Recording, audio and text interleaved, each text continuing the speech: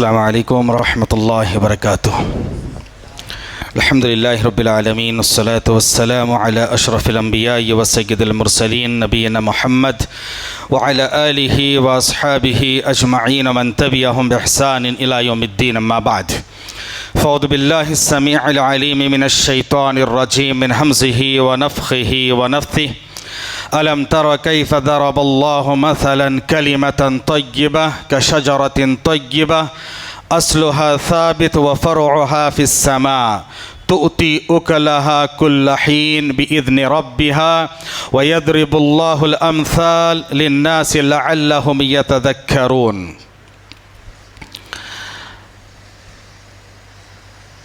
صدر اجلاس،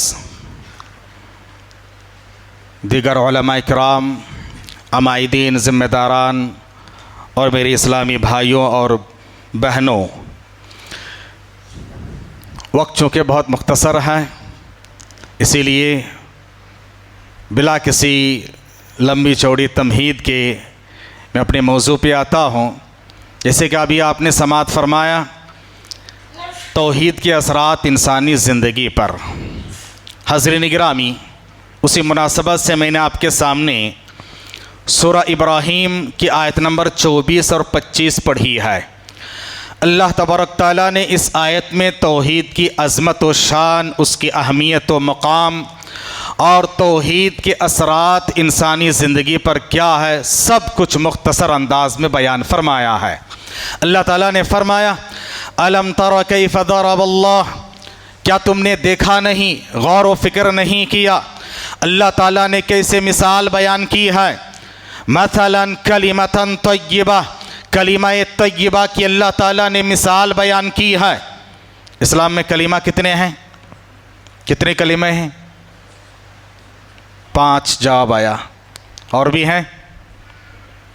5G کا زمانہ ہے، اسپیڈ بہت تیزی کے ساتھ بڑھ رہا ہے۔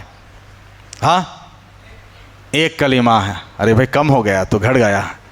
اور یاد رکھیے میرے بھائیوں، اسلام کا ایک ہی کلمہ ہے۔ اس کا مطلب یہ بھی نہیں کہیں گے کہ تنڈے لوگ تو کلمہ بھی گھٹا دیے۔ ہاں، ایسا نہیں ہے۔ ہم مانتے ہیں، پڑھتے ہیں، وضو کے بعد دعا میں ہے نا کلمہ، دعا اذکار کے طور پر پڑھتے ہیں، لیکن لوگوں میں یہ جو غلط فہمی ہے، یہ 5 کلمہ یاد کر لیں گے تو ٹناٹن پکا مسلمان ہے، اگر یاد نہیں کریں گے تو مسلمان نہیں۔ زبان سے کہہ دے لا الہ الا تو کیا حاصل، دل و نگاہ مسلمان نہیں تو کچھ بھی نہیں۔ یاد رکھیے، زبان سے رٹنے سے کچھ نہیں ہوگا، اس کے تقاضوں کو پورا کرنا ہے، معنی اور مفہوم کو سمجھنا ہے۔ اور سارے کلمات جتنے 5 ہو یا 6 ہو، سب کے اندر توحید ہی پنہا ہے۔ الم تر کیف ضرب اللہ مثلا کلمۃ طیبہ، کیا تم نے دیکھا نہیں، غور و فکر نہیں کیا اللہ تعالیٰ نے کیسے کلمہ طیبہ کی مثال پیش کی ہے۔ کشجرۃ طیبہ، ایک پاکیزہ درخت کی طرح ہے، اصلها ثابت، اس کی جڑیں بہت مضبوط ہیں، زمین میں ہے، مضبوط ہے، راسخ اور پیوست ہے، اور وفرعها فی السماء، اور اس کی شاخیں آسمانوں سے بات کر رہی ہے، جڑیں مضبوط ہے۔ یہی توحید کے اثرات ہے، یاد رکھیے، جڑیں مضبوط ہو جاتی ہے اور اس کی شاخیں سارے آسمان پہ دنیا میں پھیل جاتی ہے، یہی توحید کے اثرات ہے۔ توتی اکلہا کل حین، ہر وقت یہ درخت پھل دیتا ہے۔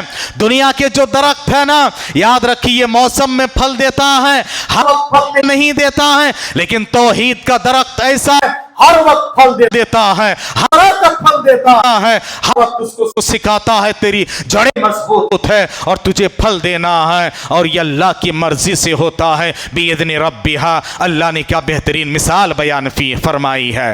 حاضرین گرامی، انسان کی زندگی میں توحید کو جب وہ قبول کر لیتا ہے، توحید کو جب مان لیتا ہے، ایک غیر معمولی تبدل اور تبدیلی اور تغیر آتا ہے، اور اس کی سوچ بدل جاتی ہے، اعمال بدل جاتے ہیں، اس کے اندر حوصلہ آتا ہے، ولولہ آتا ہے، استقامت آتی ہے، اس کو جرأت اور شجاعت ملتی ہے، وہ ہر چیز سے بے نیاز ہوتا ہے، شاید بے نیازی اس کے پاس آ جاتی ہے، اس کے پاس عاجزی انکساری بھی آتی ہے، غلط کاموں کو چھوڑتا ہے، نیک اعمال کی طرف آگے بڑھتا ہے، ہر طرح کے معبودان باطلہ سے رشتہ कल्ब एक रब हकीकी से रिश्ता जोड़ लेता है। अल्लाह अकबर। यही याद रखिए, किसी को कहा गया कि इब्राहिमी है, मिल्लत इब्राहिमी ही है, तौहीद के असरात ही होते हैं। इब्राहिम अलैहिस्सलाम की सारी जिंदगी को याद कर लो, वो तौहीद परस्तों के इमाम है। ये अपने इब्राहिम की तलाश में है, सनम का है जहां ला इलाहा इल्लल्लाह। और याद रखिए मेरे भाइयों, आग में हो जो बड़ा ईमा पैदा, आग कर सकती है अंदाज़े गुलिस्ता पैदा। हाज़रीन गिरामी, तौहीद किसको कहा जाता है? तौहीद किसका नाम है? आप पहले तौहीद को तो समझें। तौहीद क्या है मेरे भाई? तौहीद के माने और मफहूम क्या है? किसको तौहीद कहा जाता है? बताएं, क्या तौहीद है? तौहीद, तौहीद हमारा नारा है ना? क्या मतलब है तौहीद का? वक्त बहुत कम है, इंट्रोडक्शन के जरिए से बोलने के लिए वक्त नहीं है ना? आज आपको मैं मुख्तसर समझा देता हूं तौहीद किस चीज का नाम है। आपने सूरह इखलास पढ़ा है, जिसको सूरह तौहीद भी कहा जाता है। याद रखिए, तौहीद का सारा पैगाम है, कुल हुवल्लाहु अहद, कह दो कि वो अल्लाह ताला एक है, अकेला है। अल्लाह ताला अकेला है, यूनिक है, सिंगल है, यानी अल्लाह के बराबर कोई नहीं है।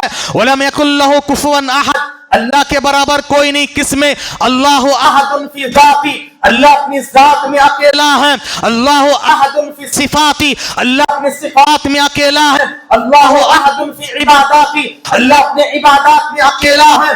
अल्लाह की तरह किसी की इबादत नहीं होगी। अल्लाह की जात और आमाल और अफ़आल जैसे हैं, कोई उस तरह कर नहीं सकता है। अल्लाह की सिफात और अस्मा जैसे हैं, किसी के अंदर उस तरह से नहीं है। ये तौहीद का मतलब है। यानी एक जुमले में अगर आपको अवामी अंदाज में समझाएं तो वलम यकुल लहु कुफुवन अहद, अल्लाह के बराबर किसी को ना मानो, अल्लाह की इबादत में किसी को शामिल ना करो, और अल्लाह के जैसे आमाल है वो किसी की तरह नहीं है।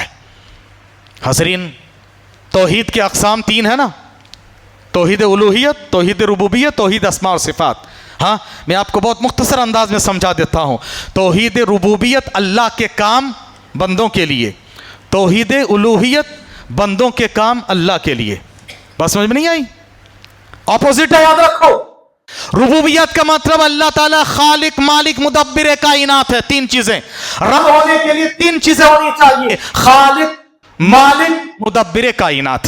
यानी हर चीज का पैदा करने वाला, हर चीज का मालिक और सारी कायनात का निजाम चलाने वाला अल्लाह ताला पैदा करता, मारता है, चलाता है, रोजी रोटी देता है, हवा और पानी निजाम, सब चांद सूरज के निजाम, कायनात के निजाम और सिस्टम को चलाता है। ये अल्लाह ताला का काम है मखलूकात के लिए, और अल्लाह की तरह कोई नहीं कर सकता है। ये तौहीद रुबूबियत है। तौहीद उलूहियत क्या है? अल्लाह की इबादत करना। इबादत क्या क्या है? हाथ बांध के खड़ा होना नमाज में, नियत करना, रुकू करना, सजदा करना, तवक्कुल करना, भरोसा करना, नज़र नियाज करना, तवाफ करना, कसमें खाना। याद रखिए, सारी बातें इबादत है। किसके लिए होना चाहिए? अल्लाह के लिए। ये तौहीद है। और ये काम कौन करना है? कौन करना है? मखलूक करना है खालिक के लिए। बात समझ में आ गई है? और उसी तरह से तौहीद अस्मा और सिफात, यानी अल्लाह के जो नाम है, अल्लाह की जो सिफात है, गुड नेम्स है, एट्रीब्यूट्स हैं, ये अल्लाह की तरह जैसे हैं, किसी अल्लाह की तरह किसी और के अंदर नहीं है। याद रखिए मेरे भाइयों, जब एक इंसान अपने दिलो दिमाग में इस तौहीद को बसा लेता है, तौहीद की अजमत और मकाम और शान क्या है वो मेरे टॉपिक नहीं है, मैं असरात बयान करके बात खत्म कर दूंगा। सबसे पहले याद रखिए कि इंसान की सोच बदलती है। वो सोचता है मैंने जिस रब पर ईमान लाया है वो रब अला कुल्ली शैइन कदीर है, और वो रब, उसके हाथ में हर चीज का बियदिकल खैर है। वो परेशान नहीं होता, हैरान नहीं होता है। वो ये सोचता है कि अकीदा तौहीद के मानने वाला, उसकी सोच बदल जाती है, उसकी ज़हानत बदल जाती है। वो सोचता है कि अगर मुझे झुकना है, अल्लाह के सामने झुकना है, ये जो कल तक चांद, सूरज, सितारे, सैयारे, हर एक को रब मानने वाले जब तक तौहीद उसके पास नहीं थी, वो हर चीज को जितने कम कर उतने आगे बोलने की जरूरत नहीं है। हर चीज को रब मानता था, चांद के सामने झुकता था, सूरज के सामने झुकता, उसकी इबादत करता था। हवा, पानी, यहाँ तक के जो सांप है, बिल्ली है और मुख्तलिफ जानवर है, ہر ایک کے سامنے وہ جھکتا تھا, سب کو رب مانتا تھا. توحید کا اقرار کرنے کے بعد وہ کہتا ہے یہ ساری چیزیں تو میرے لیے ہیں, یہ سب میرے تابع ہیں اور میں اللہ کے لیے ہوں. وَخَلَقَ لَكُم مَّا فِي الْأَرْضِ جَمِيعًا, اللہ نے فرمایا یہ زمین پہ جو کچھ ہے یہ سب کچھ ہم نے تمہارے لیے بنایا آیا ہے, اور تم کو ہم نے وَمَا خَلَقْتُ الْجِنَّ وَالْإِنسَ إِلَّا لِيَعْبُدُونِ, میں نے انسان اور جنات کو بنایا ہے محض میری عبادت کے لیے. اور عبادت ابن عباس فرماتے ہیں مفسر قرآن قرآن میں جہاں جا پر بھی یعبدون کا لفظ یعبدون کا لفظ ہے وہاں توحید کے ساتھ یعبدون ای یوحدون, کیونکہ توحید کے بغیر عبادت بیکار ہیں, بیکار ہے. توحید کے ساتھ عبادت ہوئی اللہ کو مطلوب ہے. یاد رکھیے توحید کے ساتھ وہ اللہ اللہ کی عبادت کرنے لگتا ہے اور وہ سوچتا ہے یہ ساری چیزیں میرے تابع ہیں اور اللہ نے مجھے اشرف المخلوقات بنایا ہے, میرا سر جھکے گا تو اللہ کے ساتھ سامنے ہے. وہ اس طرح سے اتنا طاقتور ہو جاتا ہے, ہر چیز کی غلامی کو وہ قبول نہیں کرتا, ہر ایک کی غلامی سے وہ نجات پا لیتا ہے. وہ ایک سجدہ جسے تو گناہ سمجھتا ہے, وہ ایک سجدہ جسے تو گناہ سمجھتا ہے دیتا ہے انسان کو ہزاروں سجدے سے نجات. یاد رکھیے میرے بھائیوں, ہزاروں سجدے جو یہاں وہاں پر کر رہے تھے, جب ایک اللہ کے سامنے سجدہ کرنے لگتا ہے ہر ایک سے بے نیاز ہو جاتا ہے. اللہ اکبر. بے شمار واقعات ہیں بے نیازی شان استغنا کے لیے, بہت واقعات ہیں. وہ خرافات سے بے نیاز ہو جاتا ہے. اللہ اکبر. یہ رستم کا دربار ہے. رستم کے دربار میں جب مسلمان آ رہے تھے, رستم نے کیا کیا تھا, جنگ قادسیہ کے پس منظر میں یہ واقعہ ہے اور مکتبہ شاملہ کی کتاب میں اس کو ذکر کیا گیا ہے. تاریخی روایت میں بھی یہ ہے اور اوتھینٹک ہے کہ جب ایران کا سپہ سالار رستم کے دربار میں مسلمان آ رہے تھے, رستم نے مسلمانوں پر اپنا روب و دبدبہ جمانے کے لیے دھانے کے لیے کہا کہ مسلمان بادیہ نشین ہے, یہ صحرا میں رہنے والے ہیں, بدو لوگ ہیں, او بڑے بڑے بنگلوں کیا انہوں نے دیکھا ہے, کیا دربان کو انہوں نے دیکھا, دربار کو سجایا کرو, زبردست طریقے سے سجایا گیا. اور اللہ اکبر. آ رہے تھے مسلمان, اس میں آنے والے ربی بن عامر رضی اللہ تعالی عنہ بھی تھے. جب وہ آ رہے تھے تو یہ دربار جو بہترین طریقے سے سجا ہوا تھا, انہوں نے خاطر میں نہیں لایا, اپنے نیزے کو الٹا کیا اور اس کے قالین کو چیرتے ہوئے اس کے سامنے پہنچ گئے اور آنکھوں میں آنکھ ڈال کر انہوں نے کہا کہ دیکھو یاد رکھو. انہوں نے کہا کہ تم یہاں کیوں آئے, کس سے آئے, کہا ان کا تاریخی جملہ یاد رکھو. انہوں نے کہا جئناک, تمہارے پاس ہم اس لیے آئے ہیں لنخرج من شاء من عباد اللہ من عباد العباد عبادت اللہ, اللہ کی عبادتوں سے اب غیر اللہ کی عبادتوں سے اللہ کی عبادت کی طرف تم کو نکال کر لانے کے لیے آئے ہیں. اور یاد رکھو یہ دنیا کی تنگنائیوں سے نکال کے ومن ضیق الدنیا